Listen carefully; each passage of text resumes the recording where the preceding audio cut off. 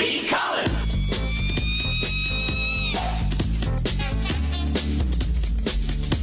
Peter B. Collins, news and comment. It's Friday, 2 p.m. Pacific time, that is, October 6, 2017. And as usual, we continue our weekly experiment with the live video feed of the bald talking head with his beautiful dog on Facebook Live. Richard Stark is watching. There's Ian Berman, Richard Mott, Carl Howard. I thank you. Oh, I saw Joe Clarici clicked in. So thank you very much for being our early viewers, and be sure to click share, and that way all of the people on your Facebook network will be alerted that Peter B. Collins is rambling live and talking about the news. And this has been a difficult week. There has been so much news. It's hard often to decide what fits into a roughly half-hour podcast. And I typically choose 10 or 12 stories. I'm going to try to squeeze in 17 today. And I don't know how successful I will be. Also, let me, before I get too far, reach over here, because I forgot to bring to the video scene here the little piece of paper with my phone number on it. And as we are live on Facebook, you are welcome to call in at any time and talk about the issues that we've been discussing this week. Yes, it has been a Valium week, Pam. That is an honest remark for sure. And I have been struggling, just like everybody else, to keep up with everything that's going on. So my top story today is one that is not a headline at the New York Times. It is buried deeply on their homepage. On Fridays, I get the print edition of the New York Times. My lead story about the big NSA breach by Russia is not included in the news section of Friday's New York Times print edition. And the story broke late yesterday. Byline, Scott Shane, David Sanger, and Nicole Perlroth. And the headline reads, New NSA Breach Linked to Popular Russian Antivirus Software. Now, this is not actually a new breach, because what we learn when you dig into the story is that this occurred 2 years ago. And we are only learning about it now because they think one of the vulnerabilities may have been that an NSA contractor who illegally took some secured information home to work on, put it on his personal laptop that had the Kaspersky Lab antivirus software. And the belief, once again based on anonymous sources and no public evidence, is that this may have been the back door that was exploited by Russian hackers to access some very serious tools, hacking tools, used by the NSA. And as you know, I remain skeptical of the Trump Russiagate narrative, that the Russians hacked the DNC and gave that material to WikiLeaks. We still don't have any evidence for that. And the narrative that has been built on top of that remains highly suspicious and unproven to your humble host.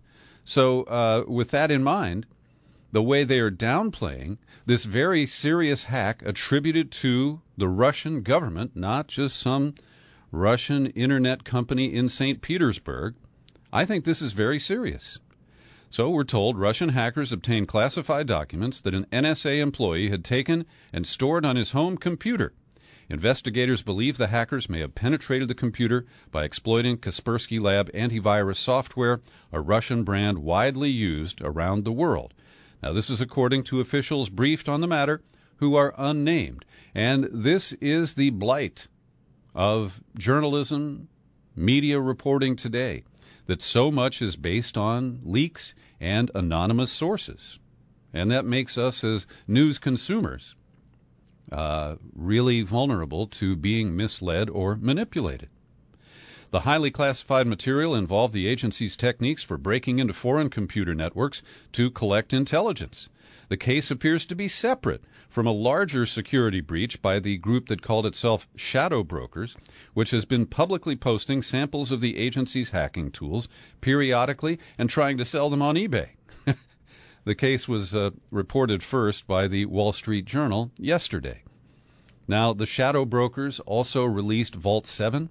This was a series of hacking tools, including malware that would falsely indicate that it was placed there by Russians. Does this sound suspicious to you, like a good spy film? And what's fascinating here, investigators say the employee does not appear to have intended to let the sensitive cyber tools escape to the outside world. And at this point, no charges are expected to be placed. Now, we don't know the name of the contracting company that this individual worked for. The Guardian separately is reporting that the person is a Vietnamese national who was working to create replacement tools for the hacking tools leaked by Ed Snowden. But none of this is confirmed. And I believe this is a major breach. To me, it's much more significant than these claims of Russian meddling in the election, including the inflated claims about Facebook ads placed by the alleged Russian operator from St. Petersburg. So last month, the federal government ordered that Kaspersky software must be removed from all government computers because they fear there's a backdoor. The Russian theft was first discovered 2 years ago. That would be before all of this brouhaha about Russian meddling via digital weaponry, cyber warfare in the 2016 election. And it raises just a suspicion on my part. Was the Trump-Russia hacking story developed to divert our attention, or as a cover story, from the serious hack of the NSA, our invulnerable fortress of digital power at Fort Meade and located at other bases around the country? So the agency employee who took the documents home does not appear to have been charged. Now, this is really interesting because 3 paragraphs ago, he was working for a contractor. Now, this unnamed person is described as an agency employee. Now, in the past, the article points out, this has been considered a prosecutable offense. Of course, we're told that Ed Snowden would be tried under the Espionage Act if he returned to the United States. My next story is about Reality Winner, the NSA leaker who's being tried under the Espionage Act, and her intentions do not matter. There is no issue, or there's no provision in the Espionage Act to identify the motivation or the intention of the individual who is accused of violating the Espionage Act. And so this is a very serious issue, and I believe that it's being given very short shrift by the outlet that has been promoting the stories about Trump and the hacking and meddling into our election last year. So this remains an open issue. I have reached out to Bill Binney, the former NSA technical director, who has been our source for much of the valuable information that leads to my skepticism about the Trump-Russia story. And as soon as we can track him down, I'll get comment from Bill Binney on this and other developing stories. Jason Leopold, my longtime friend who's now at BuzzFeed, published a story with a colleague yesterday. Her name is Jessica Garrison. And the headline reads, U.S. intelligence unit accused of illegally spying on Americans' financial records. Now, this again is a very serious issue about cyber warfare conducted by an American agency on American citizens in the United States without a warrant, a court order, or any other compliance with the Fourth Amendment of the Bill of Rights.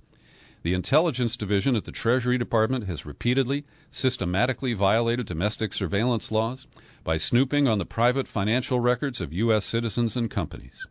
The Financial Crimes Enforcement Network is a branch of the Treasury Department, and they have been exposing, or at least discussing internally, issues related to a subset of the Treasury Department, which is called the Office of Intelligence Analysis.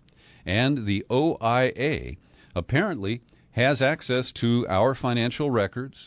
Maybe they've got a pipeline to Equifax, those fine people who have leaked the financial records of 145 million Americans. And the FinCEN officials have accused their counterparts at OIA of violating the legal separation by illegally collecting and retaining domestic financial information from a banking database that they manage. Now, this is a very important issue once again, and I am pleased that BuzzFeed has revealed this, and I also applaud the work of Jason Leopold. But since I criticized the New York Times for the same issue, I must share with you my concern that this story is largely based on people who will not be named. This is such an invasion of privacy, said a Treasury Department official who, lacking authorization to speak on the matter, asked not to be named. This person predicted that banks would lose their minds if they knew that their customers' records were being used by government intelligence officers who did not have the legal authority to do so.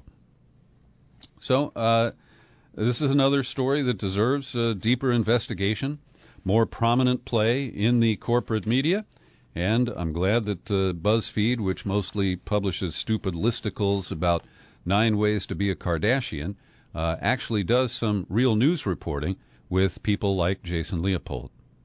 I want to commend David Dayan. He writes now at The Intercept. He came from California, used to write for a blog called Calitics, and he's done some great work since he joined The Intercept. His slightly snarky piece today takes aim at corporations who are using a class action lawsuit representing banks and other big corporate entities to try to find a legal way to prevent you and me from using class action suits to challenge corporate bad deeds. And this really takes shape around the Wells Fargo scams that have been playing out and, being dribbled out over the last year or so. But you may know that many times you're asked to sign an agreement that says that you will agree to binding arbitration if you have a dispute with your bank or your credit card company. Well, 18 groups representing thousands of corporations and banks have filed a lawsuit against the Consumer Financial Protection Bureau, and they are saying that what's good for them is not good for us, because this class action suit is not available to you and me to sue any of these banks. We are supposed to trust in binding arbitration, and the condescending lawsuit says, that this is for the benefit of consumers. And they claim falsely that arbitration favors consumers when, in fact, it's a stacked deck that rarely benefits the consumer who brings a case. They also are engaged in forum shopping. They involved a bunch of companies based in Texas, and that is the venue where they're seeking access to the courts. And again, that is a tactic that you and I cannot access. So we've got to file suit at the place where we live. And this is just another way that big companies use their power to preserve their power over us. Also, that same agency, the Consumer Financial Protection Bureau, yesterday issued new regulations restricting the issuance of payday loans. And this kind of usury, the kind, that Jesus went to the temple and threw the moneylenders out. Well, here's an example. If you need to borrow $400 to make your rent, you go to a payday loan shop, and 2 weeks later, you owe them $460. Now, a lot of people are unable to pay it back right away, and so the payday lending industry then writes you a new loan, jacks up the interest that can accumulate to the rate of 300% per year. And that is egregious, and it is usury. The operators of payday loans now have more outlets in the country than McDonald's has burger joints. They collect, $7 billion in fees, mostly profit, on $46 billion a year in loans. Now, there are 15 states that have already made the payday. Gosh, I feel like Theresa May, the Prime Minister of England, who had a coughing fit in public this week. Anyway, 15 states have already made payday loans effectively illegal, and more than 30 other states allow them, where the industry is described as thriving. So last night at the White House, Trump held a dinner and invited some of the military brass, and then they called in reporters, and they took some pictures. And while that was going on, Trump cryptically said that, maybe this represents the calm before the storm. Could be the calm before the storm. What storm, Mr. President? A reporter shouted. North Korea? Islamic State? Iran? You'll find out, the president said. So he is teasing us in this bizarre way. And this comes just hours after he announced that despite the advice of the generals that he is always saying that he defers to on important matters, he is going forward with the blessing only of Benjamin Netanyahu of Israel to describe the United States as decertifying the Iranian nuclear agreement, which is not a bilateral agreement between the U.S. and Iran. It is a six-nation deal. But just like he did with DACA, Trump is taking a hot potato. He is taking a firm position to pacify or mollify his base, and then he is throwing the hot potato at the Congress and saying, look, I want out of this deal. You figure out what we do about it. And this appears to be an effort to try to renegotiate, but it's clear that the European partners, the Security Council partners, and Iran have no inclination to reopen the Iranian deal. So Trump is really isolating himself, and he is producing other problems. Bob Perry at Consortium News today writes that President Zigzag, who has pulled the rug out from under his diplomats by insulting North Korea's leader Kim Jong-un as Rocket Man, and, of course, calling for regime change in Iran. Well, this is described by Trump himself. He said he likes to zigzag in charting his foreign policy. But this is a recipe for disaster, because as he zigs, Iran may zag. And as he zigs, North Korea may say, screw you. And so this does not work in diplomacy. It may work in real estate deals and other things that Trump has experience with. But the way he has publicly cut the balls off of Rexon Tillerson, his Secretary of State, particularly related to North Korea, is extremely dangerous. I've linked to Bob Perry's piece. It's in the show file for today's commentary at peterbcollins.com.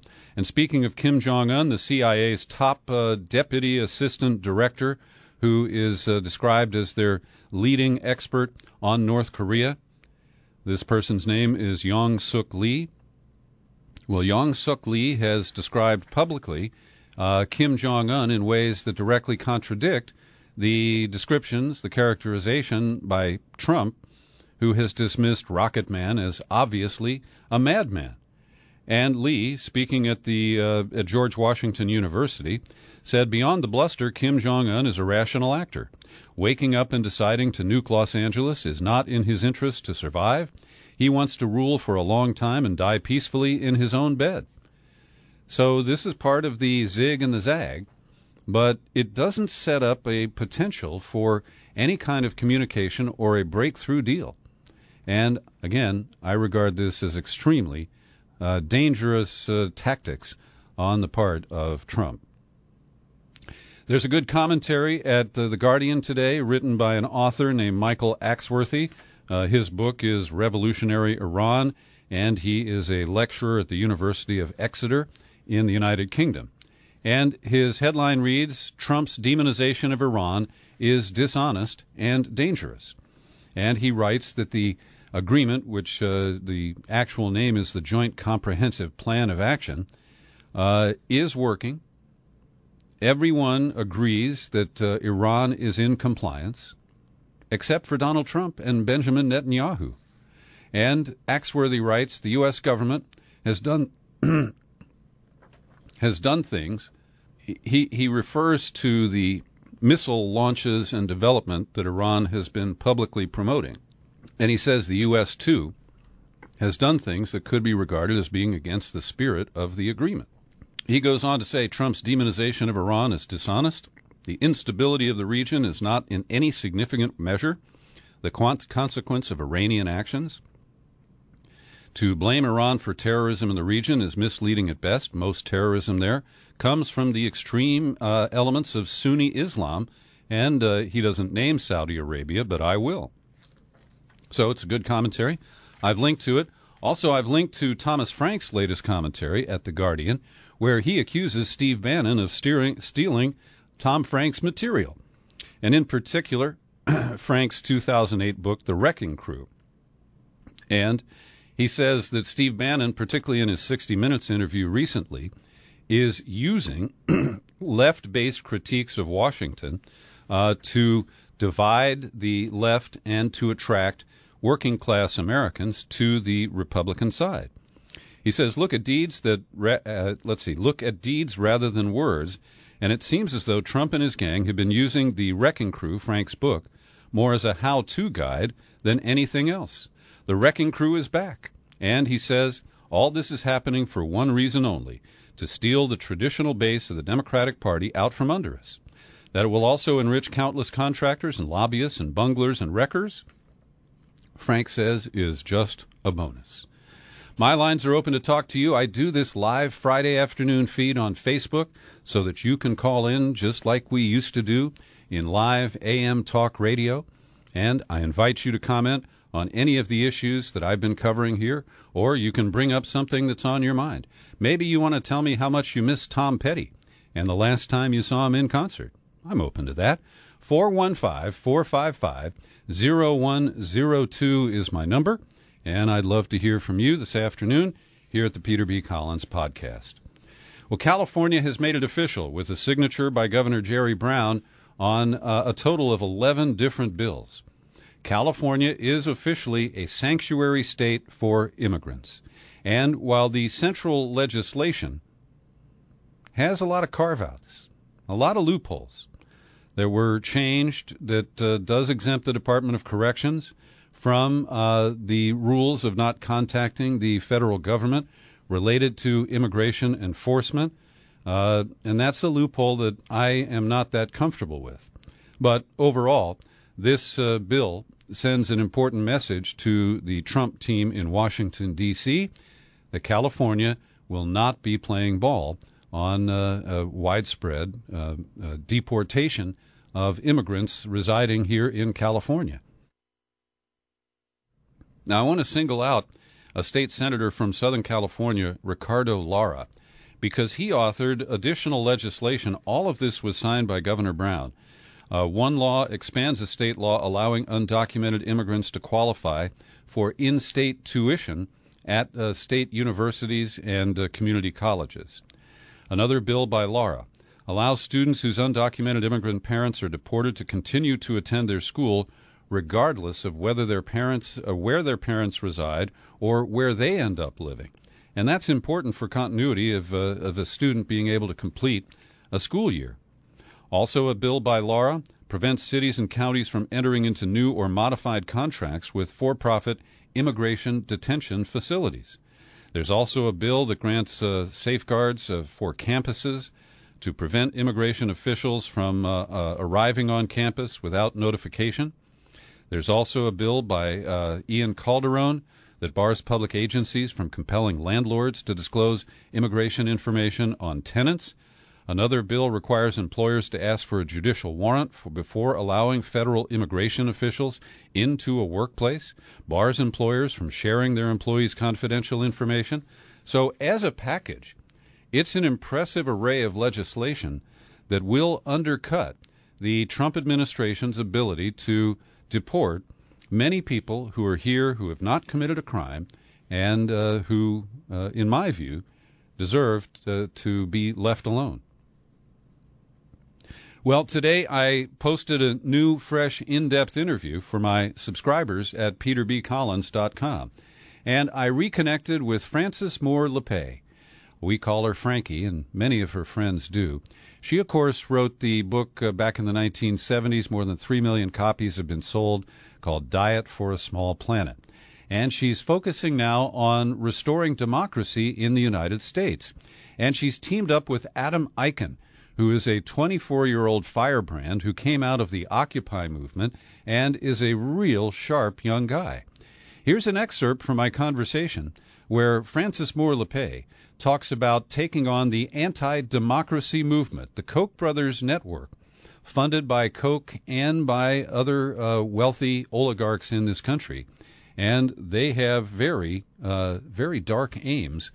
And up to this point, they appear to be succeeding. Well, we capture it in 2 short chapters.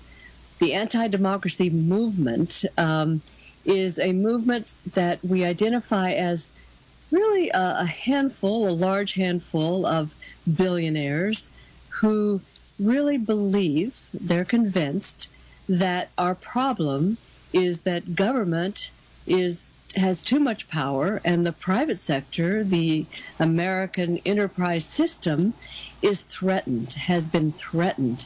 And their agenda is, therefore, to turn us against our own government, make us believe that government can't work, and to, therefore, encourage us to turn over our fate to the so-called free market. And so our job here is not just a call to react to, is not just a call to action, but it is really a call to rethink the challenge. And it really is an argument that this invisible but very well orchestrated and very well funded agenda has taken us in a direction that is really against the interests and the values and the views, really, of most Americans.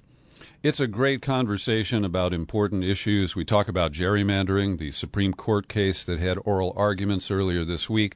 We talk about the campaign finance system, talk about ranked choice voting, and about some of the surprise successes at the grassroots level, including the Green Party takeover of the city council across the bay from me in Richmond, a city that has been dominated by the corporate oil company Chevron for decades. And also, of course, the success of establishing marriage equality, starting with the outrageous acts of San Francisco Mayor Gavin Newsom back in 2004. My lines are open, and I'd like to hear from you. Give me a call and let me know what's on your mind. You can comment on any issue. If you disagree with Peter B. Collins, you go right to the front of the line. And in fact, there isn't a line right now, so anybody who calls can get through and comment. I'd love to hear from you at 415-455-0102. So the Trump administration, in part due to the Citizens United court decision that was part of the reference that Frankie Lepay was making about the anti-democracy movement in this country, well, Citizens United determined in this jaundiced case that was mangled into its form by the right-wingers on the Supreme Court that corporations are persons. And this has led to the inference that a corporation that is run by people with certain religious views can opt out of the Obamacare provision to provide contraception at no cost. And this is a rollback that is going to produce a lot more unwanted pregnancies, and it will likely lead to more abortions, which, of course, the right wing is virulently opposed to. But the irrationality of this move is not something they care about. More than 55 million women have access to birth control without co-payments because of the Obamacare language. And what the Trump team is doing is, under the Hobby Lobby case, they're saying that a corporation, and keep in mind, you will never find a corporation in the front row of a church of any description. Corporations don't have souls. Corporations cannot embrace religion or religious values. It is total bullshit. But Trump and his minions say application of the mandate to entities with sincerely held religious objections to it does not serve a compelling governmental interest. So what is an entity that has sincerely held religious objections? Maybe a group of nuns who run a hospital? I can see a case there. But I can't see it in the Hobby Lobby case, and I can't imagine that there's any corporation that can declare we are a Christian corporation, we're opposed to contraception, and therefore we can exercise this option to the detriment of our employees who may not share our own religious beliefs. It's a clear violation, I believe, of the First Amendment. Well, now it appears that we have been experiencing Hypocrisy Week, and nobody bothered to announce it. Exhibit A is Harvey Weinstein. He is the Hollywood filmmaker and mogul who, we now know, settled with at least 8 women who accused him of predatory sexual behavior, sexual harassment, and he linked the casting couch, employment at his company, advancement to become a director or to move up the ladder, to giving him a massage or coming to his hotel room and being greeted by him in his bathrobe. And Harvey Weinstein, who doesn't appear to be as evil as Bill Cosby, but he used the same leverage of his power and authority as a male to demand or try to extract sexual favors from women who didn't have the same level of power he does.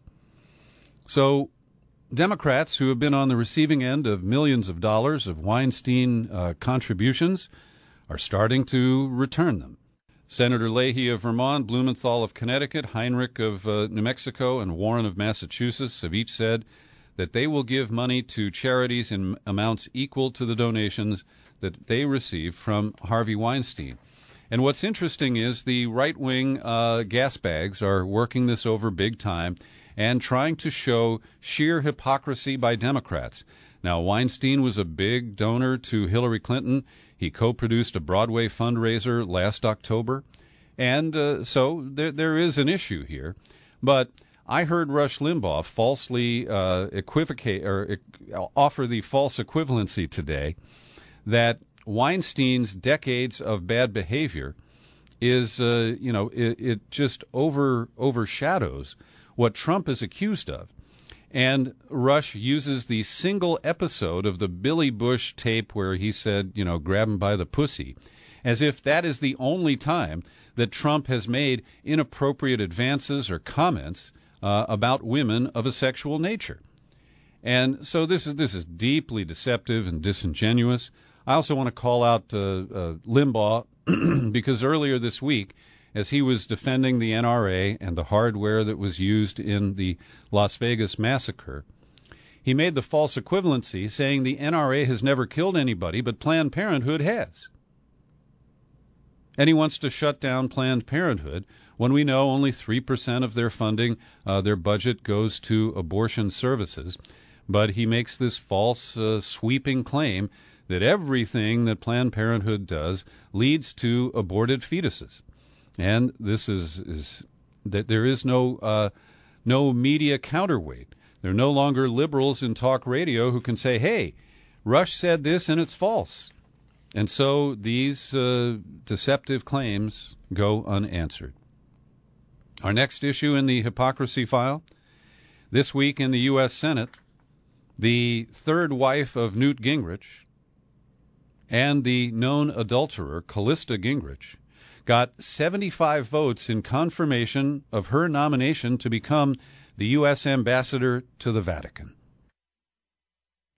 Now, the Vatican itself is compromised over sex crimes, including the most recent round, which involves a priest who was accused of having child pornography on his computer. And the Vatican, I believe, is holding a session right now about the evils of online child pornography.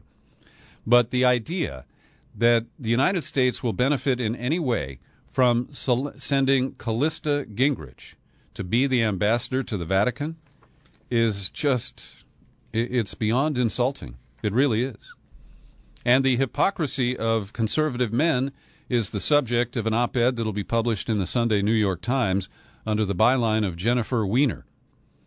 And she really nails it. She says, there are a few rare exceptions that abortion opponents tend to allow to their hard-line rules. Rape, incest, life or health of the mother, and I got my mistress pregnant. And she notes, the most recent culprit is Tim Murphy, a Pennsylvania Republican who has resigned his House seat after he voted for the new 20-week abortion ban. He said, "I was proud to both sponsor and vote for this important bill to clearly stand for the dignity and value of all human life, both the born and the unborn." And this is the same Tim Murphy who was exposed by the Pittsburgh newspaper because his former mistress went public with text message exchanges after she thought she was pregnant, and his response was, "Well, you better get an abortion." And what Weiner characterizes this as, these right-wingers are pro-life in the streets, but pro-choice in the sheets. And finally today, a couple of items on the Las Vegas situation.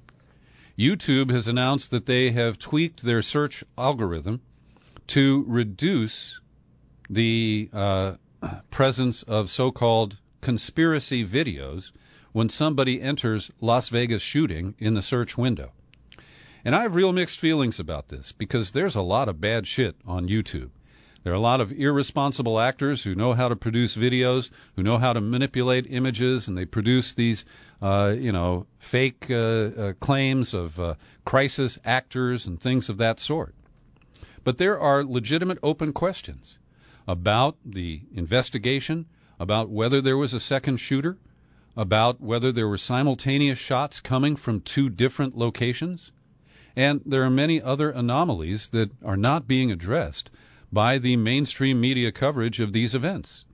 And so I'm loath to embrace censorship of independent people, even if they're posting speculation, even if they are promoting things that are obviously false.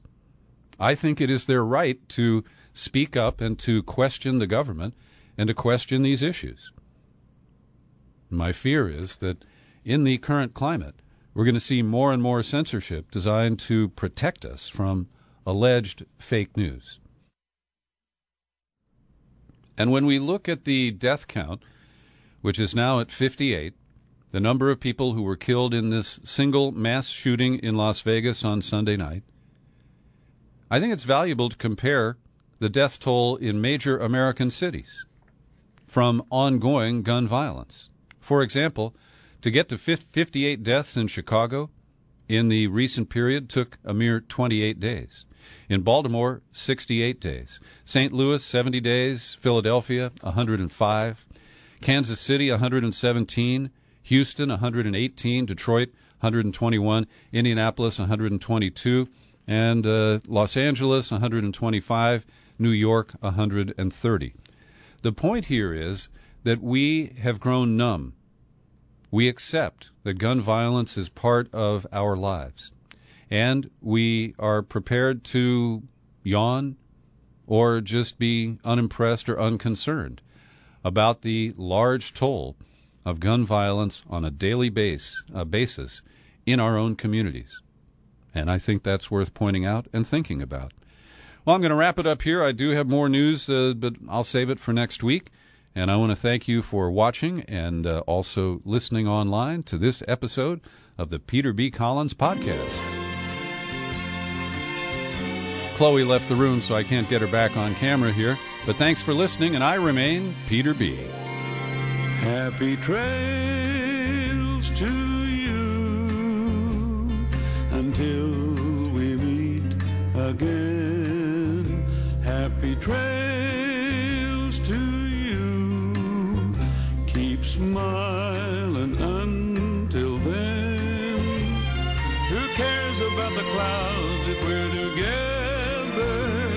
Just sing a song and bring the sunny weather. Happy trails.